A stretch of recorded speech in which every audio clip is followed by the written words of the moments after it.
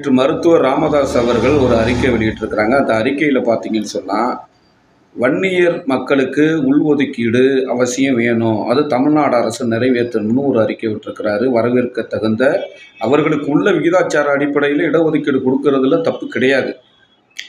ஆனால் இதே மருத்துவர் ராமதாஸ் ஒரு 2 மாதத்துக்கு முன்னால் ஒரு மேடையில் பேசுகிறார். ஐயா என்ன பேசுகிறாரு?